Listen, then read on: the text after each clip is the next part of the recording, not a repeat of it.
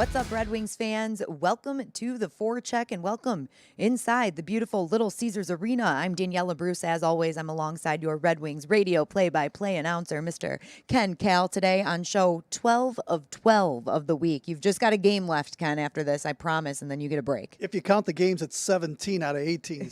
But that's okay. We're working, we're having fun, and the Red Wings are playing good. Yeah, we are having a lot of fun, and as you mentioned, the Red Wings are on a roll right now, and Bobby Ryan will be back in the lineup tonight. That is the positive news that we got out of morning skate today. Ken, what does Bobby Ryan bring back to this team? Well, he brings you some offense, obviously, and also a good look on the power play. He's been a very good power play man, as we all know, and especially early on in the season. So that's what I like about him. And unfortunately, a guy like Evgeny Svechnikov probably won't be playing in the game if the Red Wings go 11 forwards and 7D and Ryan in the lineup. Which we do expect them to go with 11 forwards and 7 defensemen because they have been playing well, especially through the last 6 games, which I think that's how long they've been riding the 11 and 7 format. We'll also get a look at Dennis Chilowski tonight. He will be in the lineup for the Red Wings after being recalled from the taxi squad.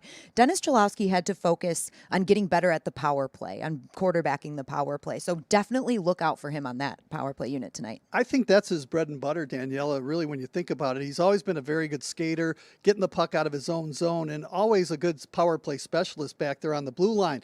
The only thing he has to learn and play better at is his overall defensive game. But, you can't outscore your mistakes. So obviously he's been getting better in Grand Rapids as far as his overall defensive game, but he is very gifted offensively, especially on the power play, so I'm excited to see him play tonight. He had 8 points in 11 games down in Grand Rapids, so yeah, I'm excited to see what he can do with the Red Wings tonight too, Ken. The unfortunate news that did come out of morning skate is that Jonathan Bernier will be out of the lineup after he was injured in Thursday night's game. Here's what Coach Blashill had to say. I didn't get a chance to see him walk, but not really any further update. Like as I said yesterday, it'll be one of those things that we'll just see how the healing process goes. Ultimately, it's a soft tissue injury, so it just depends on how it heals and where his strength's at, where his where his pain level's at, those types of things. In true Coach Blashill fashion, he said a lot without saying very much, Ken. It's a soft tissue injury, which could be a number of different things. We hope that he heals quickly, though, because Jonathan Bernier has been a key piece to the Red Wings' success lately. Thomas Greiss is just going to have to step up and fill those shoes. It was nice for him to get the win, Thomas Greiss, in that last game, and 300 career games now in the National Hockey League, the career for Thomas Greiss. That says a lot about him, and I think he's got over 137 victories in his NHL career, but Bernier was the go-to guy over the last several weeks for the Red Wings, and I think he'll be sorely missed in goal. Now, with that said, Thomas Greiss has to step up his game and try to play as good or even better than Jonathan Bernier. And Thomas Greiss hasn't played bad in his appearances this season. He just kind of fell to unlucky results for the Red Wings and catching them on bad nights, but he has kept them in a lot of games. The Red Wings have been scoring a lot of goals, Daniela, and we're hoping that continues. And it seems like all the guys are warming up. So the problem I thought in the first half of the season when Greiss was in goal was that he never really got any offensive support and the team wasn't scoring any goals. And now that they're warming up, perhaps those wins will start racking up for Thomas Greiss. Wings are playing a lot better right now. As I mentioned, the top guys are really playing well. So this should be an interesting game tonight against the Stars. It will be a very interesting game, and of course, we will see Thomas Greiss in net for the Red Wings. He played a little bit over a period in Thursday night's game. Let's take a look back at Thursday night's win. Robbie Fabry was definitely the story of the game, Ken. He came out in the first period on fire, and this was actually a 4-on-4 situation. Robbie Fabry takes a nice feed from Anthony Mantha, and just a straight goal scorer's goal. What a snipe. Yeah, really good. He picked the corner of the net, and it came at a point in the hockey game where the Red Wings were being outshot by the Dallas Stars, and Bernier kept the Red Wings in the game. So nice to get the lead, and that was a good shot by Bernier. And Jonathan Bernier is in the game right now for the Red Wings, and he played a huge first period. As you mentioned, Ken, the Red Wings were outchanced in that first period. They really were, and you got to give the Red Wings a lot of credit, especially their overall defensive game of keeping them in the game, and Bernier made some big stops. And Robbie Fabry provided all of the offense for the Red Wings. Here's another goal with a nice play by Mark Stahl, and Robbie Fabry shoots from the wing. I think Ottinger wanted that one back, but that was a terrific snipe from the right circle, and Ottinger just shaking his head. But you know what? When those goal scorers are firing the puck well and they got the confidence going, those pucks go in the back of the net. And that goal would give the Red Wings the 2-0 lead. And here comes Thomas Greiss. As we mentioned, he did take over for Jonathan Bernier.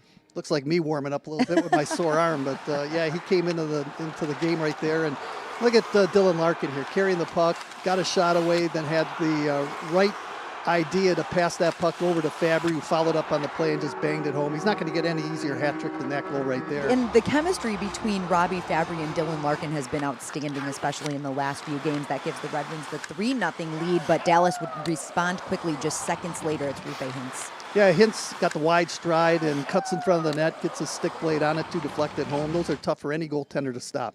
And that's a 3-1 score now. Dallas is on the board, and they would pull their goaltender at the end of the third, and they found the back of the net. They're good 6-on-5, Ken. Yeah, Dickinson right there got a stick blade on that puck, actually the shaft of his stick. 25-year-old player Dickinson always seems to play well against Detroit, but not good enough for the Dallas Stars. But I'll tell you what, they're a come-from-behind team. They just can't get the equalizer. They're very good in the National Hockey League on 6-on-5 situations when they pull the goaltender, but just couldn't get the equalizer, and the Red Wings pick up the 2 points. They do. It was a 3-2 final score. And Ken, we talk about the Dallas Stars having some solid scoring opportunities. It really was sort of a back-and-forth game. Dallas was good in the first period. The Red Wings were good in the second period. In the third, it kind of could have been anybody's game. What did you like about Detroit's performance defensively? I liked in the third period the fact that they were ready to hang on and win that hockey game. And I think in years gone by, the last couple of years, maybe the Red Wings fold in that situation. You know, maybe they get the equalizer, maybe they lose in overtime or in a shootout. But, you know, they compete so hard now, and I think they're overall defensively sound right now. I think the Red Wings are. They've got some veteran presence back there on the blue line. Of course, goaltending helps too when you have a goaltender like Bernier and now Greiss in the net playing well. So I just think overall defensively the Red Wings are a better team than a year ago. And offensively, again, we saw Robbie Fabry with the hat trick in that game. He now has 5 goals in the last 5 games. Ken, dare I say it, that may be Steve Yzerman's best move as general manager so far. Obviously, and we wish Jacob Delarose all the best with the St. Louis Blues, but look at them go. The winning goals for Robbie Fabry. He has 3 game-winning goals in his last 4 hockey games. Not many players do that. And since he's come to Detroit, he has 7 game-winning goals. So that's pretty good for Robbie Fabry coming over in that trade last year. He made an immediate impact when he came to Detroit. I think he played in his first game against Boston and had 2 power play goals right off the bat. That's what you want to see. You want a player to pay instant dividends when you get him in a trade. You don't want him to go 8, 9, 10 games without scoring. So when they get that first goal, it seems like the monkey's off their back. They play with a lot of confidence, and that's what Robbie Fabry brings to the table right now, is that he's playing with confidence and the puck's going in for him. Offensively for the Dallas Stars, Rope Hintz has been a major factor for them, and it really is because he seems to be a game-time decision almost every game. We talked to some of the Dallas media members for our morning skate show, Ken, and they said the same thing. You really notice when Rope Hintz is in the lineup, and whatever that lingering injury is causing him to miss a game or two, then play, then miss another game, then play again. Yeah, and he, like I mentioned before, he's very strong and powerful. He's kind of like an Anthony Mantha a little bit in the fact that he has wide strides. He goes to the front of the net, and he's one of those players, Daniela, where, you know, he can score from anywhere on the ice, and he's just tough to contain. So Rope Hintz, when he's in the lineup, he can really help the Dallas Stars. We mentioned that we will see Thomas Greiss in net for Detroit tonight, but for Dallas, we will see Anton Hudobin get a start. We saw Jake Ottinger on Thursday. Anton Hudobin has had a streaky season. It's kind of inconsistent. He's had games where he's played really well. He's had games not so well. His save percentage has gone up over the last several games that he's participated in. It was below 900. Now I believe it's at 907.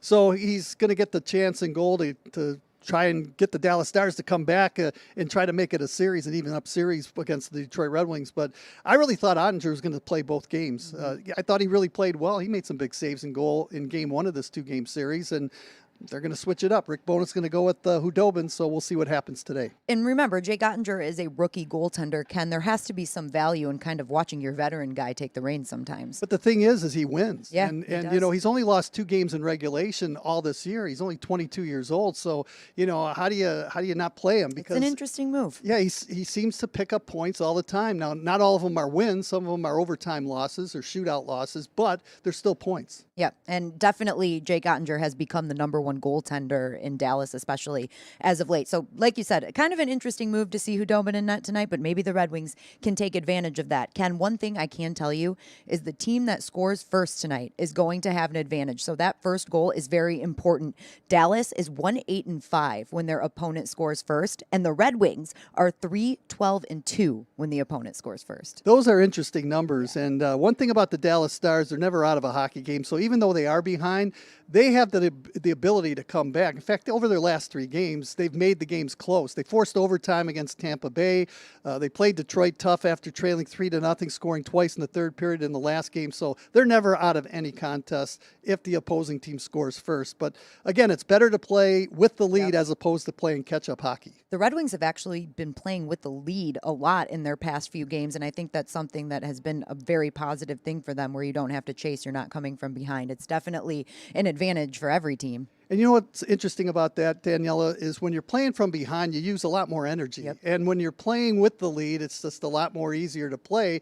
You have the confidence going. But when you fall behind and you're using up that energy to do everything you can to tie up the game, sometimes you just run out of gas at the end of a contest. Ken, the Red Wings have managed to string together 2 wins for just the second time this season. How do they make it 3 tonight? Just do the same things that they've done over the past couple of games. In fact, this has been a really good homestand for the Red Wings, Danielle. As you know, 3-1-1 in the first 5 games. And let's close it out with a good performance. And again, consistent teams that play the same way all the time are the teams that are going to make it up the standings. And right now, the Red Wings in the second half of the season so far have been playing some terrific hockey. I like how they're playing defensively. And again, it's all about taking the time and space away from the Dallas Stars tonight, especially in the neutral zone. Their defensemen like Klingberg and Heiskanen like to bring that puck up quickly. So you got to keep an eye on them. And of course, you got to keep an eye on Joe Pavelski, because he's always dangerous, especially when the Dallas Stars are on the power play. So stay out of the penalty box. As always, stay out of the penalty box. It's a 7 p.m. puck drop for you guys tonight, so make sure you're tuning in to Fox Sports Detroit with pregame starting at 6:30. One final question for Ken. We have the day off tomorrow, and it's supposed to be near 60 degrees. You taking the boat out?